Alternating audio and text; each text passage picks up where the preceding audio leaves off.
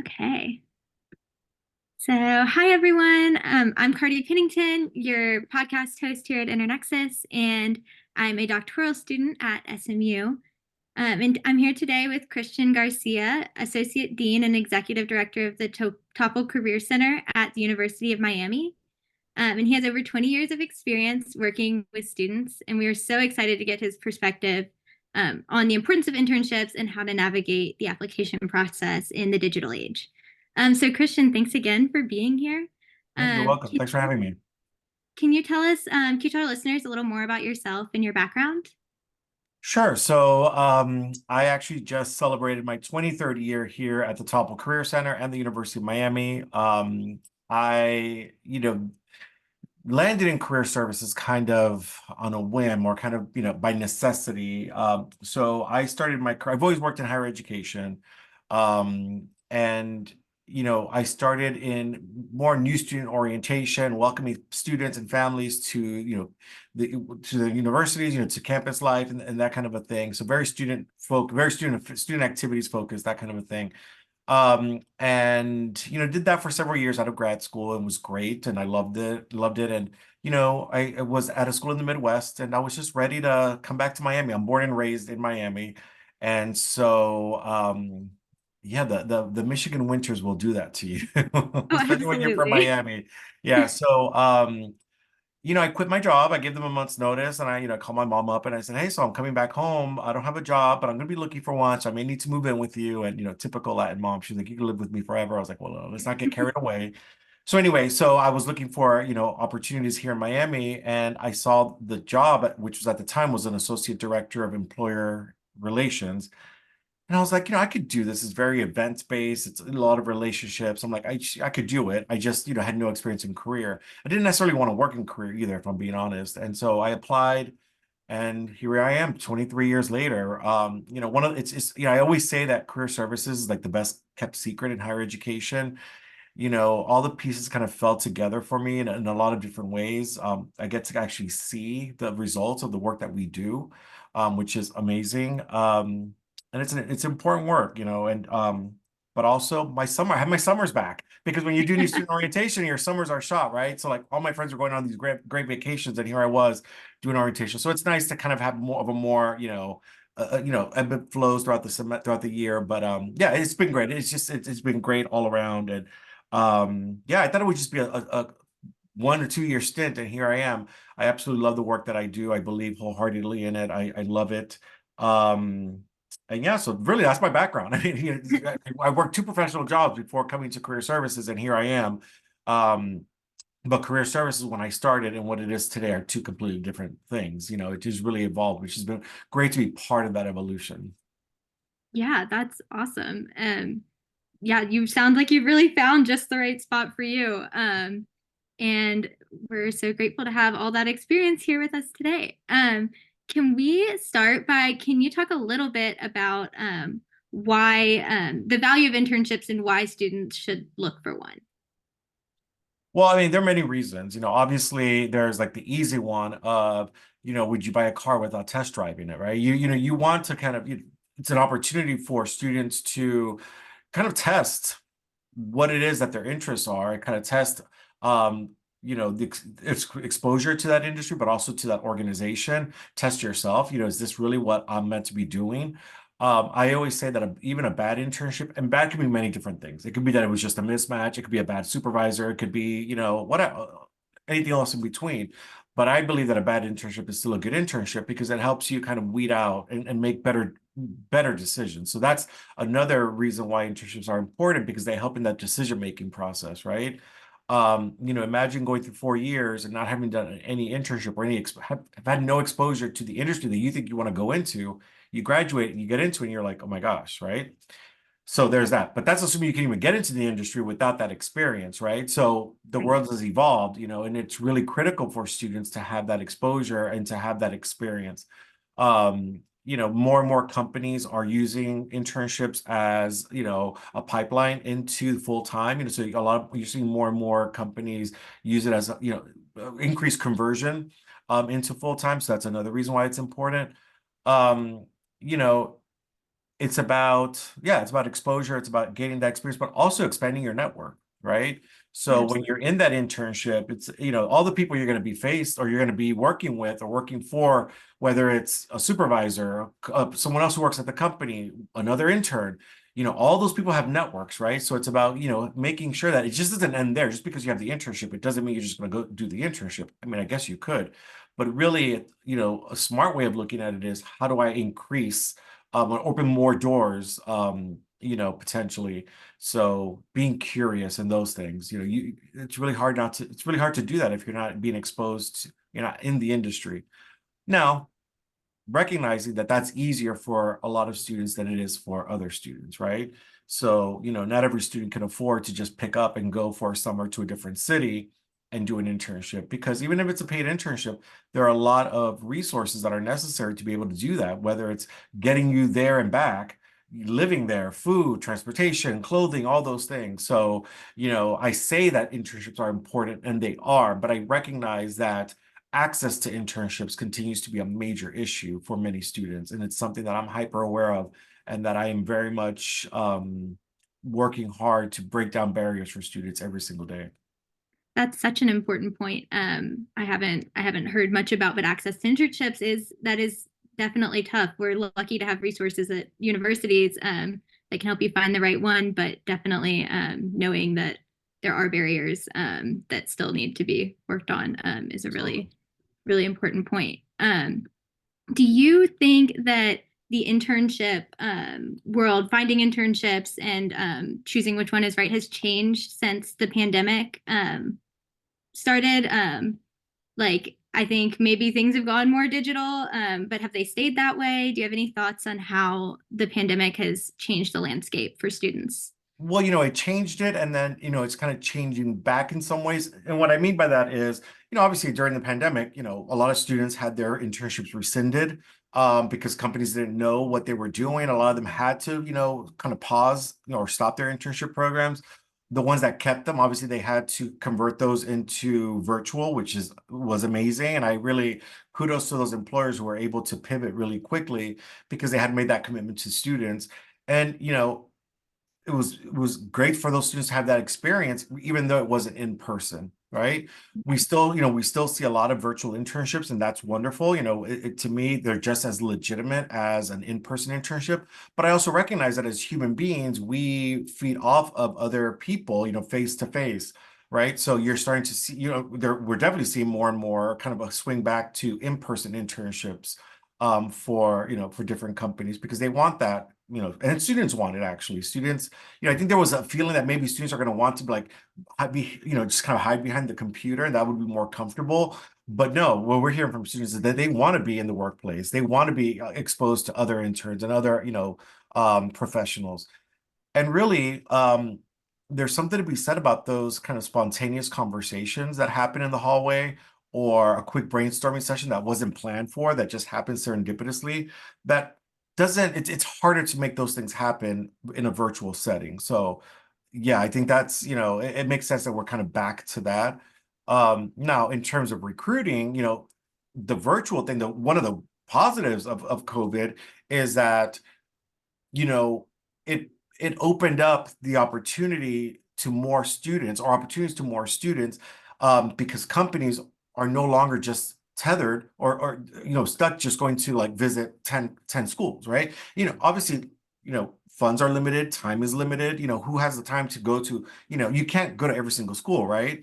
So what the pandemic did was it exposed that and showed, well, you can still recruit people. You don't have to do it in person. We have this thing called Zoom or Teams, whatever it is that you use. It's a great tool to be able to open up your talent pool even bigger.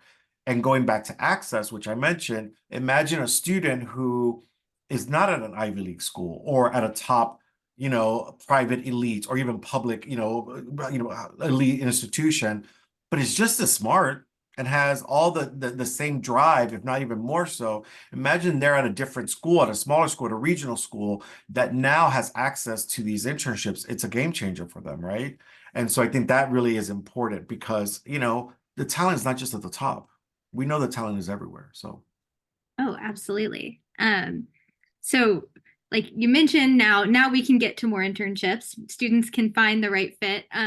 So when we're looking at finding opportunities, how do you have some tips on how to start your internship search, or where to look first, and how to decide which opportunities might be right for you?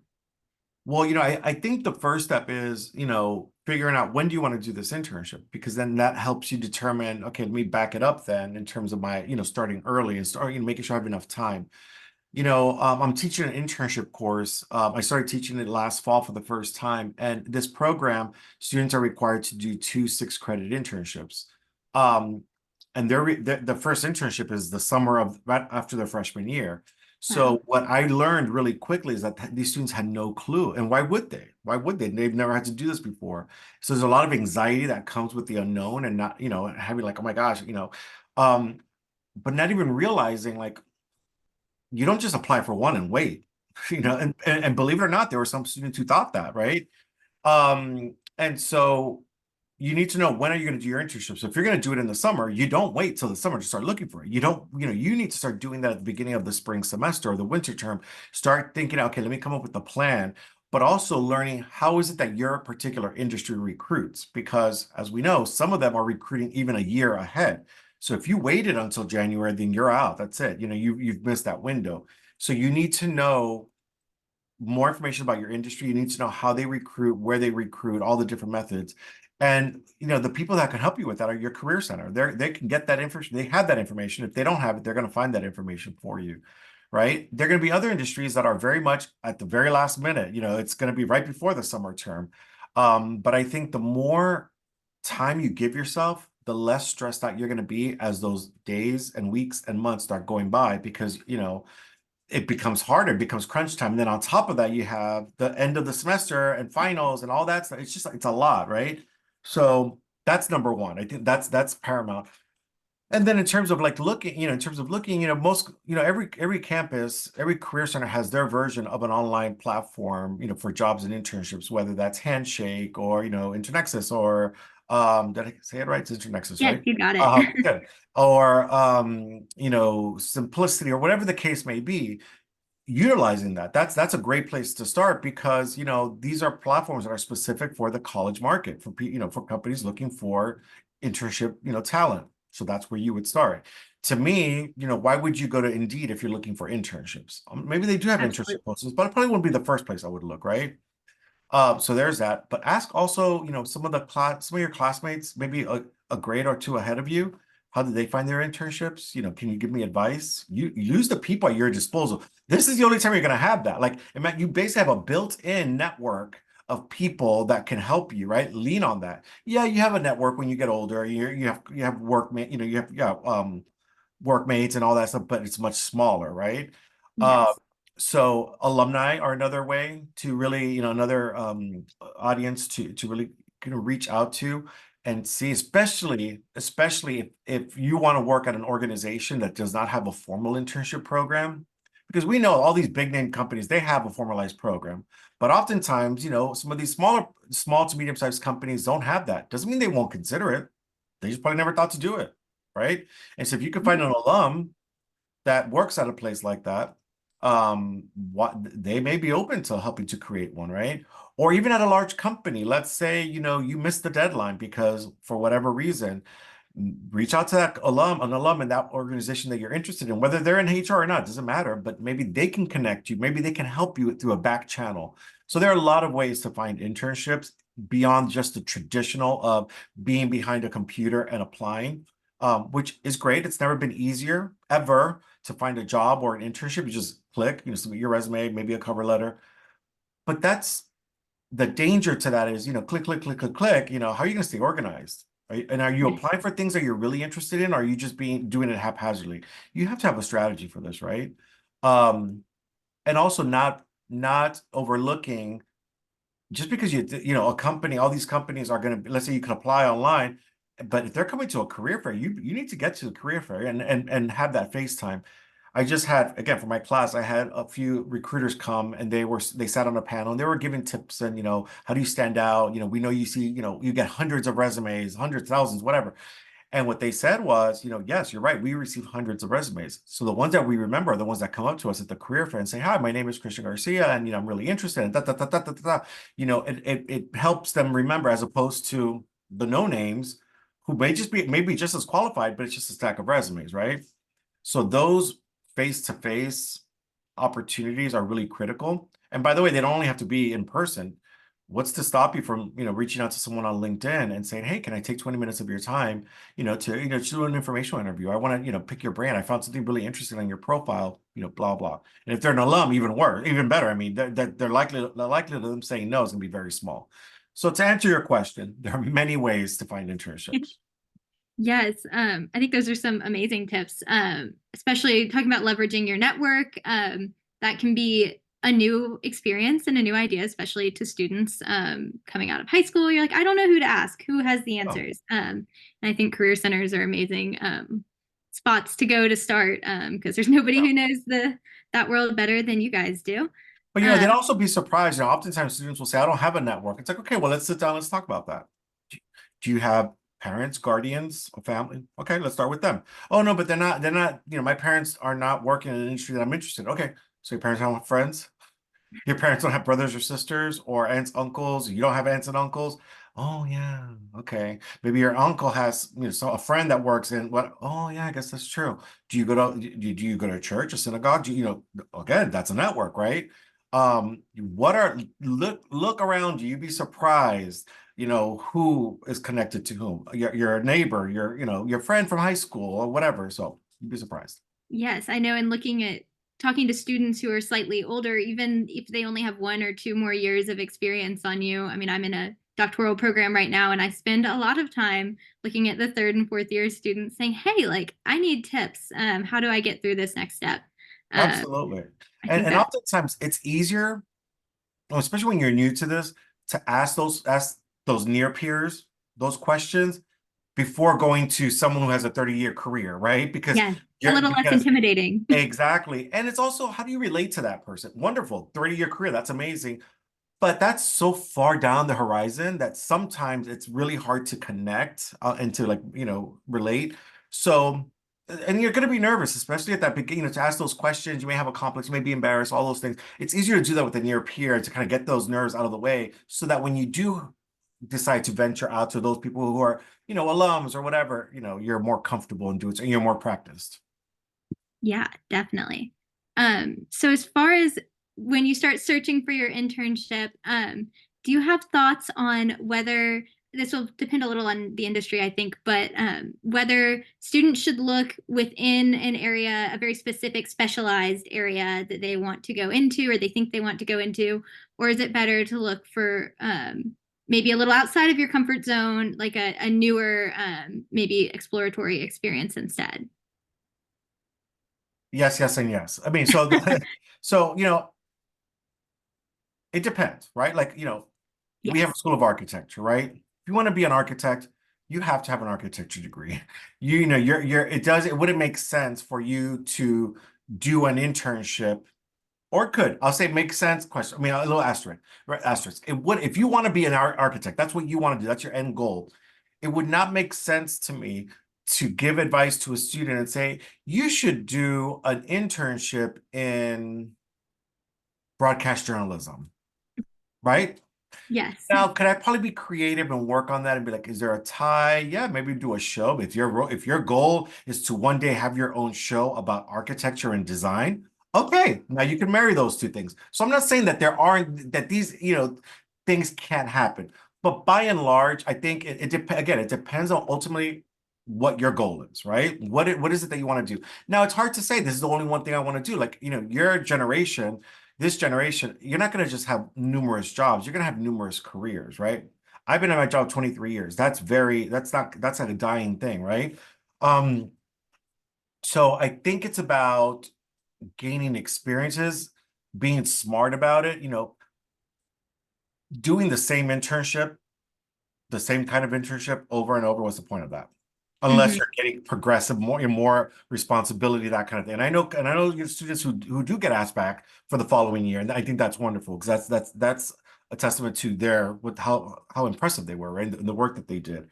But for students who really don't exactly know what they want to do or they're open, then I say, yeah. I mean, again, it goes back to that test driving, metaphor. I've met students who have come to campus as a freshman already with 2 or 3 internships under their belt, and that's amazing, right? Wow. Um, and so for those students who the world is their oyster, they're really open, that's fantastic. You know, for some people that's really scary because a lot of options is very confusing. Like that confuses me, right? That's why I hate buying. I'm not the one. I always say when I go to buy a car, I go to one place. I'm buying one of these right here because I don't. It confuses me to be these people who go shopping week after week after week is crazy to me. But again, I'm no judgment. That's just this is not me. So I think for some people who are very open, that's very appealing, right? So yeah, get an experience here. Try this. Um, even within industries, there are many things you could do in an industry. Like, even something like accounting, right? You think accounting is numbers, right? Well, you could do accounting, you could do tax, you could do you could do more on the client side, wealth, you could do consulting. There's a lot of things. And by the way, you don't have to work at an accounting firm at all. Guess what? You can go work at, a cruise line. Everybody needs accountants, right? Yes. And maybe it's not even accounting work. Maybe it's flexing that muscle, but in a different way. So how would you know that? It's by asking people, by doing internships, kind of getting exposure. I always tell students this, if you could do an internship, you're right after your freshman year, or even the second semester of your freshman year, it's not going to be maybe a major internship, but looking at them as building blocks. One builds on another, and you get more experience, and that opens the door for this one, and that one gives you, then you get more and more responsibility as you keep moving on, with your internship experiences. So yeah, so I think there's a lot of different, I think there are different ways of looking at that question or responding to that question. There are internships that do expose you. You could be in one company, but they are rotational, so you're experiencing different parts of the business. I think those are great. So it just depends. Yeah. I think like you said earlier, like there's no bad internship. Like you can Yeah. getting that experience, even if it ends up being, no, this isn't for me. I don't want to go this direction. I mean, that's a super valuable insight you can take even from maybe Yeah. something that wasn't the right fit. And Um, you oh, didn't go waste ahead. your time because you still have that on your resume. You Yeah, still have experience. So absolutely. there's no gap, right? You did an internship and you learned something from it. The main thing you learned is that you're not interested in that area, but I'm sure you gained some skills. So it's not all is not lost. Yes. Um, I want to talk a little bit about the application process since that's maybe the most daunting process, even once you've put together some opportunities you want to look at. Trying to curate your application material can be really overwhelming. So, do you have tips on how to use how to put together your application materials, especially in this digital age where it may be being run through AI or different systems, as far as not getting thrown out over something that you could have curated a little better. Yeah, no, it's a really important question. So, we in my career center, in our career center, we do not shy away from or tell students don't use, AI, don't use ChatGPT when it comes to your resume or cover letter or personal statement for graduate school, because we do help students prepare for graduate school as well. But use it in a smart way and use it ethically. I'm sure when, word processing, programs like Word and Excel, when all those things came out, people were probably like, no, that you can't do that. And it's like, no, I look at it as a tool. It doesn't replace the work. We still have to do the work. It's a tool to help us be more efficient as human beings, right?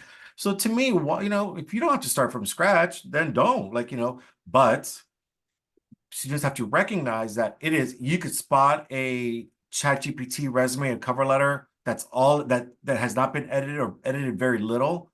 um we could spot that in employers and recruiters who are they're reading these constantly, reading resumes and cover letters. They're going to spot those really quickly, and that's a surefire way to get thrown out and to potentially burn a bridge with the company because it's a little lazy and it's disrespectful, right? So I think it's a great place to start, but you have to personalize it and you have to make it about you and make it from your voice, right? um there's nothing wrong with using a little help. I don't, I strongly believe that.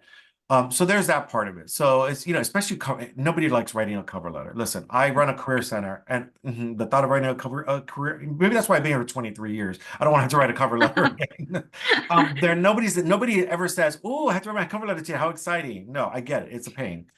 But okay, so then maybe, as a place to start, use ChatGPT, right? So there's that.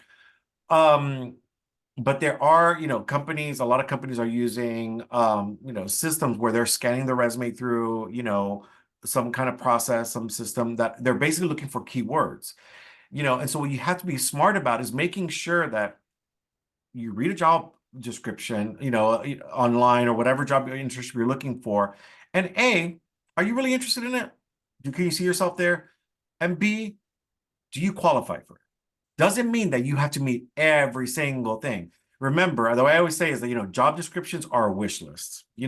As someone who hires people, I wish I could get someone that has every single thing that's listed, but that's not realistic. And I make this point because a lot of times students will self-select themselves out of something because they're like, oh, I don't have this, I don't have this. I'm like, well, wait up a minute, but you do have this and this and this. So that's one thing.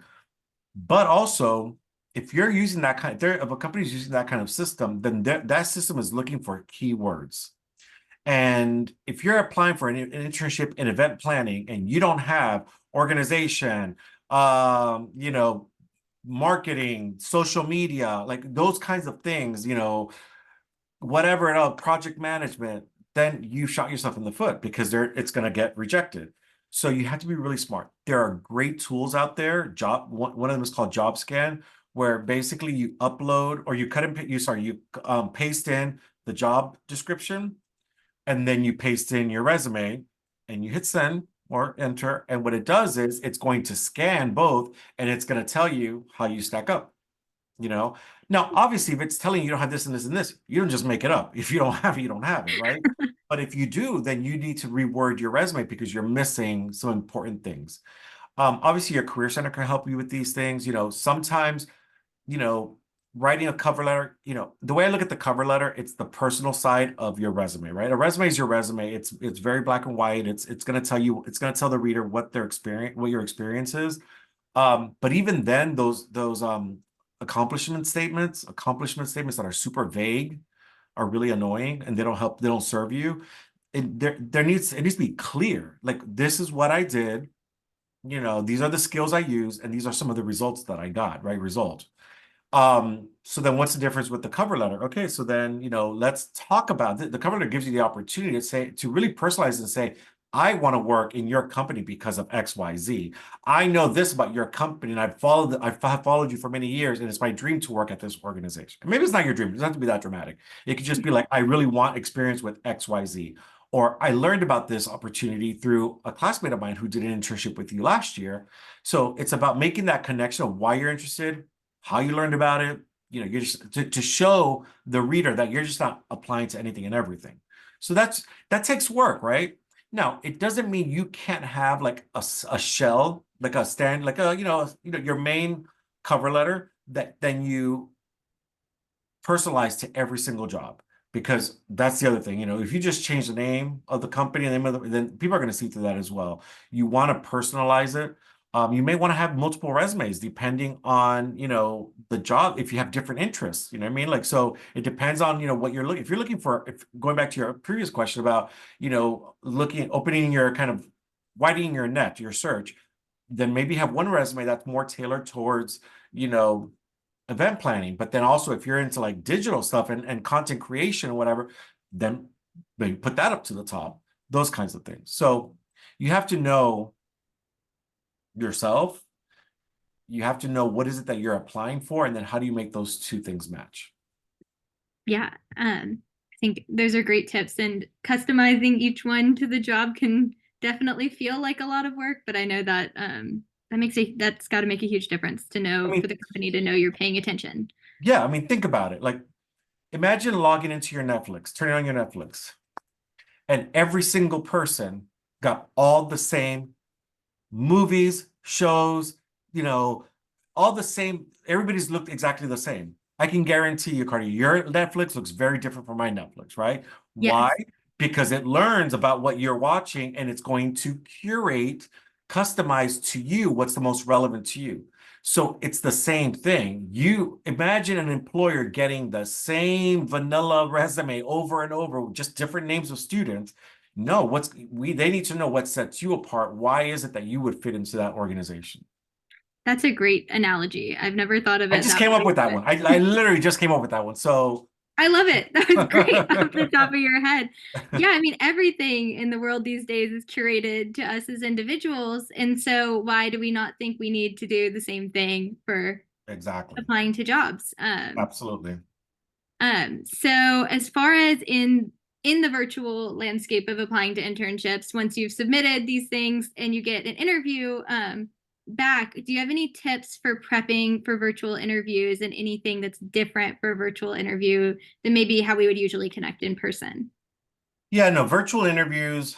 Well, back in my day, we had phone interviews, and those are really hard because you don't see anybody, and it's like just talking to a wall, and that's really hard because you don't see the cues. Is the person smiling? Are they like yawning? Are they like whatever? So virtual is a lot better. There are a lot of tools out there that help. I say you have to practice, practice, practice. Beware of someone who says that they're great at interviewing because I can bet you they're probably not, or they're probably just okay. It's not, it's something that we can always get better at, right? And so there are a lot of tools that help, that are out there that helps. Like for instance, we use a tool called Big Interview that is available to students. They can use it on their own. In the privacy of their own home. They don't have to like actually be, because they can practice. They can flub, they can flub they could like blow, just yeah, blow it with one question or the Yeah. entire interview. Okay, it was just them. It's them with the computer. It's not a big deal, right? But that practice talking to a computer screen is really valuable, right? And it gets those jitters out of the way, right? And so, I would tell students, see what your respective institution has available to you to practice interviews, from virtually or, on a screen. And then obviously in-person interviews, doing mock interviews. I'll say we don't do mock interviews as we used to. We really use Big Interview because that's kind of the way it is now. Yeah. Most companies, the first round at least is done virtually, right? So there's no sense in preparing students in an in-person interview if their first interview is going to be, virtual, because then it's kind of a weird adjustment. Um, I think it's important to, at the beginning of an interview, to really listen to who's on the other side. Because if it's one-on-one, okay, great. It's Cardia Pennington. I see your name. Wonderful. But what if you, Cardi, were there, but there were two other people next to you? Not their own, whatever, but they're literally in your office with you. That Mm, becomes harder because I see your name, but I don't see their name. So, I always tell students you have to, or I always, say you have to pay attention and jot down, right? So that way, because what you don't want to just say is the wrong name or keep yes. asking for the person's name. So to me, I just think that's more calming. It just makes you more prepared.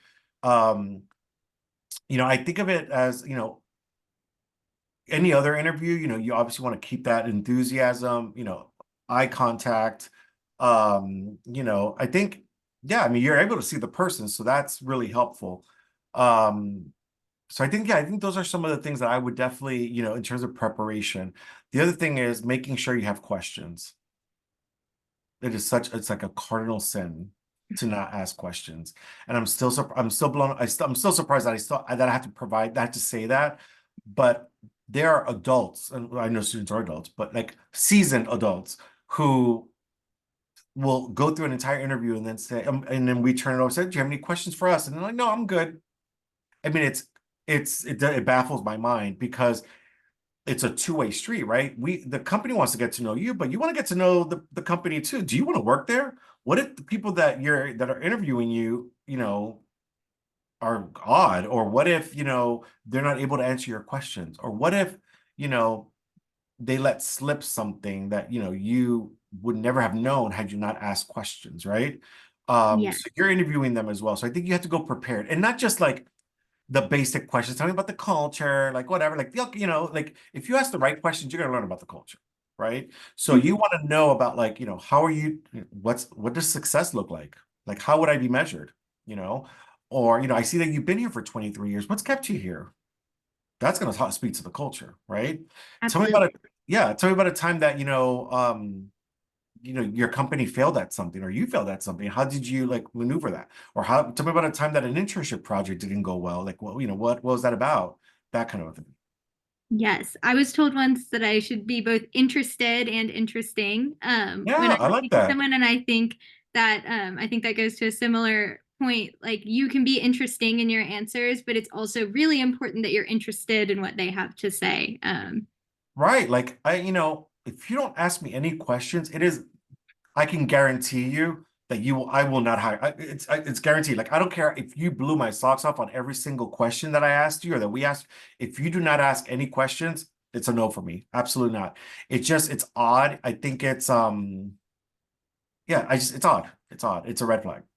Yeah, I think it's easy to think, well, like I don't have any questions, like I don't need to know like what time does work start, or like I don't need any of the information, but really you're asking questions that are more about what your experience would look like, and coming prepared with those I think can make a huge difference because those are Yeah. can be tough questions to get right on the spot. Yeah. Imagine if having work-life balance is like a deal breaker for you, right? It's a deal breaker. Like it's Mhm.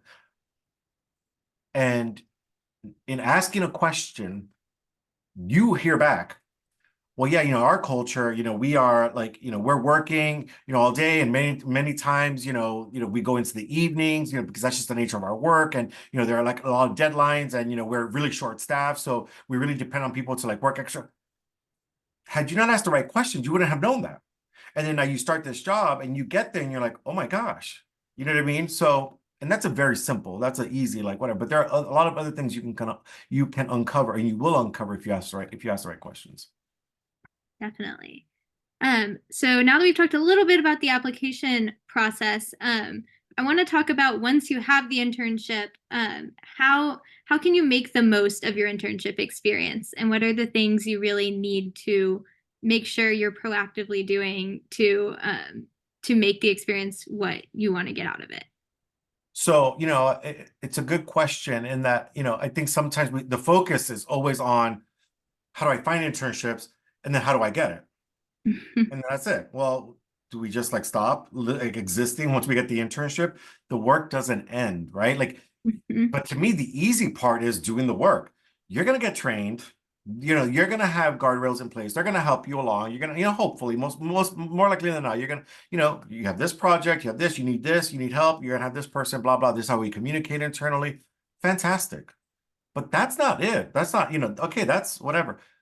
To me, the real work is what are you doing to get to know your non-supervisor?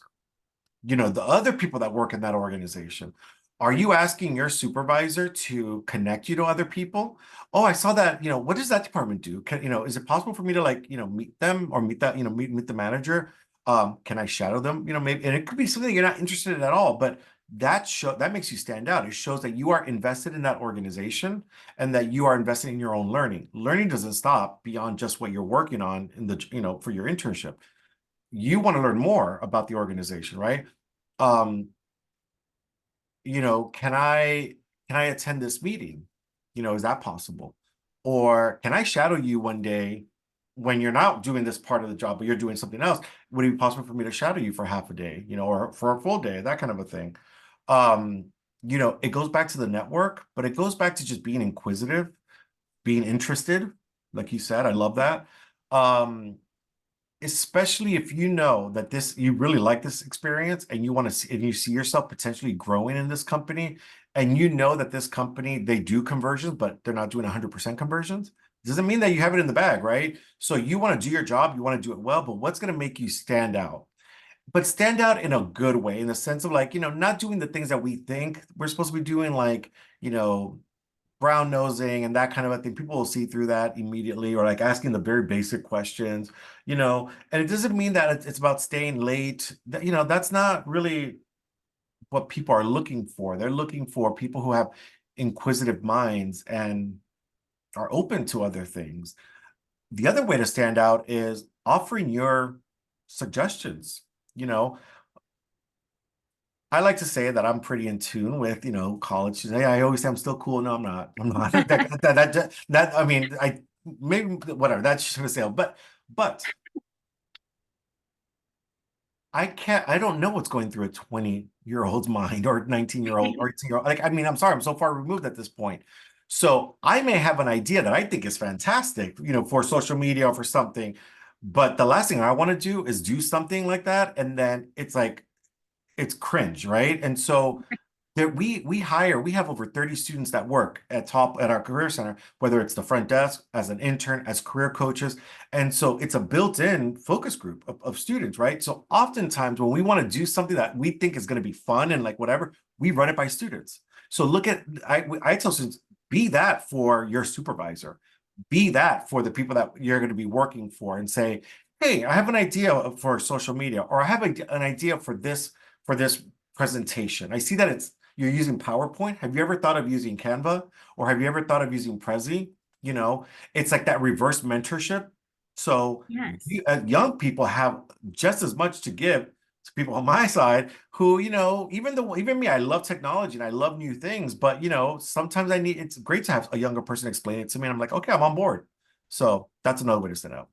That's such an amazing tip because it's easy to feel like as an intern or as a student, you're maybe like you're the bottom of the totem pole. You're looking up to learn, but there's really a lot you can give to the organization too, and remembering Yeah. that your opinions are valid and that you can and should share those even if Yeah. it might feel a little intimidating at first. It is, and listen, it is intimidating. I get it, and I think it's all about doing it in a respectful way, in a way of wanting to help, but it's also a way to kind of test out how open are they to suggestions, how open are they to new ideas? Because if you're being shut down or shut down every single time, or you may be shut down, it's okay. It's okay to be shut down, but it's how do they do it? Do they do it in an empathetic way, in a caring way, or is it like no, no, no, no, for no reason? Then maybe you don't want to work there. Right. Since like you said, you're test driving this Exactly. job, this position, and does that work for you? Does the company work for you? Yeah, I Yeah. think that's so important. Wonderful. And then let's see. Um, last thing, I just wanted to talk a little bit about, we've talked some about building that network, but do you have any tips, especially building a network is definitely, while you're at the internship, is great for while you're in person and while you're sitting next to someone, it's easy to have that chat. But is there any specific tips for virtual internships that you have for creating those networking connections in a genuine and curious way, Yeah. so you can have those moving forward? So I think that the main difference, the biggest difference between being able to increase or yeah, to kind of feed your network and to grow your network virtually as opposed to in person is that you have to be more intentional, right? So if I'm in person, if I'm at a company physically there interning, I can easily just knock on my boss's door and be like, hey, whatever. So I was noticing that you came out of this, meeting and it seemed really cool. Can you tell me a little bit about it or whatever? How do you do that if it's out of sight, out of mind? You don't know, right? Yes. Or, you overhear something in the hallway, or you just happen to start talking with another, intern. So you kind of have to think, okay, how can I position myself to learn more? So I think it's about being very honest and very, very open at the beginning with your supervisor and saying, I want to get the most out of this internship, but I'm really excited to be here and I know I'm going to be doing my work and all that. I was wondering, will there be opportunities or can there be opportunities for me to maybe learn a little bit or meet people out from other departments and maybe learn about their work? Because, I'm keeping my options open and I'm in this exploration phase. There's nothing wrong with that. You know what I mean? Most people are not going to say no to that. You know what I mean? Yes. Um, and so I think it shows a lot of initiative. It shows a lot of drive and curiosity. So in a virtual setting, it's just you have to be more intentional. You have to ask for those things more. They're not going to happen serendipitously, right? I think Yes. it's also important to connect with people on LinkedIn, that work at your organization, because then you'll see what they're doing, what they're posting on there. You have a place to start the conversation. Like, oh, I saw that you posted this really cool article. And can I talk to you about that for like 5 minutes or 10 minutes? Can we set up an appointment? It's great. You know, um, if you give people something to work with, oftentimes they're going to be really excited to want to have that conversation. So yeah, I just think it's being a little bit more intentional. Definitely. Well, thank you so much, Christian, for your time. Do you have any final words of encouragement to all the students who are looking for internships and going through the application process?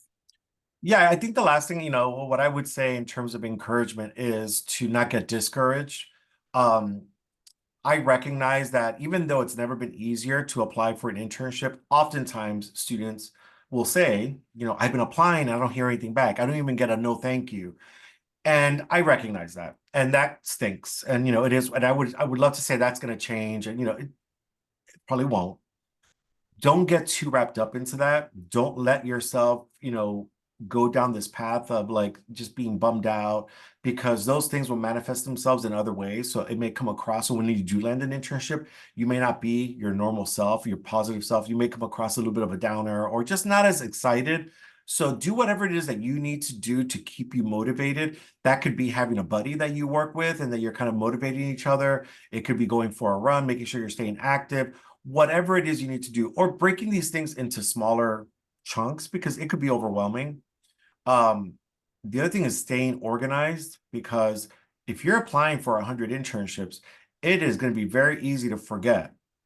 When did I apply to this one? When did I apply to that one? And when do I need to send a follow-up thank you email? It becomes very, very confusing. So I always talk, there's a website called themuse.com. They have a lot of great resources. They have, just do a search on the Muse. They have a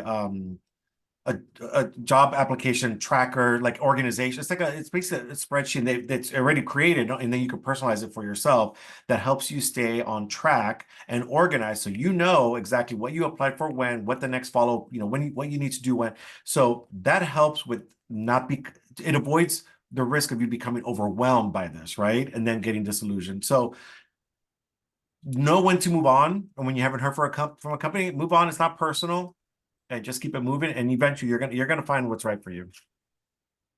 Awesome. Thank you so much You're very for welcome. talking with us and for sharing so many great tips. Thanks again. My pleasure. Thank you for having me. Take care. Bye-bye. Bye-bye.